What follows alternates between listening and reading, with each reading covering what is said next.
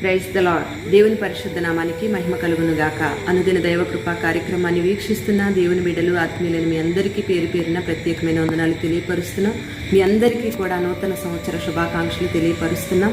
మరి ఈ నెలలో పుట్టినరోజు వేడుకలు, పెళ్లి రోజు వేడుకలు, ఇతరతర శుభకార్యాలు జరుపుకుంటున్న దేవుని బిడ్డలు, ఆత్మీయులను మీ అందరికీ కూడా మా దైవ కృపా పెంతుకోస్తు ప్రార్థన మందిర్ కొవ్వూరు తరపున ప్రత్యేకమైన శుభాకాంక్షలు తెలియపరుస్తున్నాం. దేవుడు మిమ్మల్ని దీవించును గాక. మరి ఈ నూతన సంవత్సరం దేవుడు మనకిచ్చిన వాగ్దానాన్ని చదువుకుందాం.